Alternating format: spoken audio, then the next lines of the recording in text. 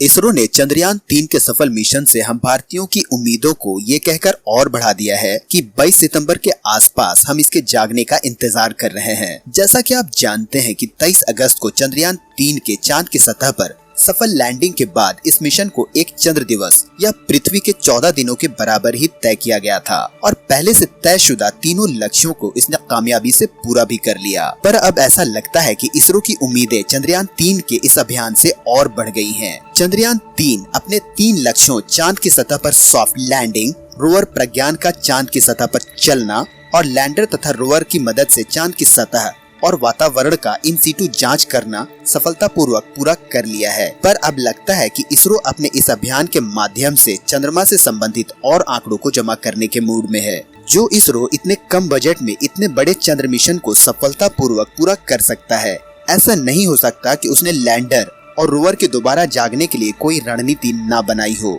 जैसा कि हम जानते हैं कि लैंडर विक्रम के हॉप एक्सपेरिमेंट के माध्यम से इसरो पहले भी दुनिया को चौंका चुका है। लैंडर और रोवर को दोबारा एक्टिव करने की रणनीति के तहत वैज्ञानिकों ने चांद पर रात होने से पहले ही लैंडर और रोवर की बैटरी को उनके सोलर पैनल्स की मदद से फुल चार्ज कर दिया था और बैटरीज के फुल चार्ज होने के बाद उन्हें स्लीप मोड में डाल दिया गया था, ताकि चांद की सतह पर जब फिर से दिन हो और सूर्य की किरणें लैंडर और रोवर के सोलर पैनल्स पर पड़े तो उन्हें डिस्चार्ज सेल की समस्या का सामना न करना पड़े और उनके दोबारा एक्टिव होने की संभावना बढ़ जाए। जैसा कि आप जानते हैं कि रात होने पर चांद की सतह का तापमान -200 डिग्री सेल्सियस से भी नीचे चला जाता है, जिस वजह से लैंडर और रोवर में लगे सेंसर्स के खराब होने का डर है, जिस वजह से लैंडर और रोवर के दोबारा जागने में समस्या उत्पन्न हो सकती है। 22 सितंबर के आसपास इसरो द्वारा भेजे गए सिग्नल्स को अगर हमारे लैंडर और रोवर पकड़ लेते हैं और उसका जवाब देते हैं तो उनके दोबारा जागने की संभावना बढ़ जाएगी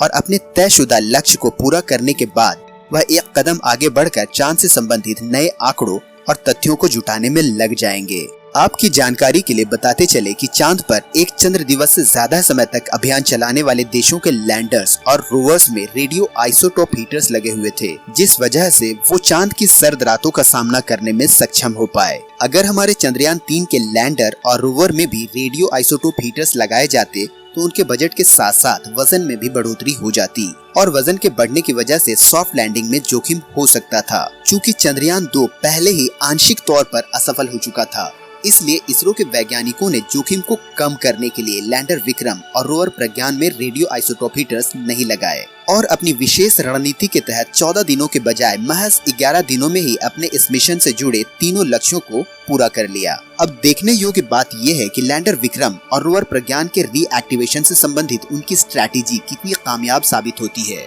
अगर हमारे वैज्ञानिक हमारे लैंडर और रोवर को बिना रेडियो आइसोटोप हीटर्स के दोबारा एक्टिवेट करने में सफल हो जाते हैं तो दुनिया के दूसरे स्पेस एजेंसीज की आंखें भारतीय विज्ञान और प्रौद्योगिकी को देखकर फटी की फटी रह जाएंगी। हम आशा करते हैं कि लैंडर विक्रम और रोवर प्रज्ञान दोबारा जाकर चंद्रयान-3 के मिशन को और आगे बढ़ाने में कामयाब होंगे। अगर हमारी तरह आप भी हमारी स्पेस एजेंसी इसरो के फैन हैं तो हमारे इस वीडियो को लाइक करें, शेयर करें और चैनल को सब्सक्राइब करें। तो मिलते हैं अगली किसी नई वीडियो में, तब तक के लिए अलविदा।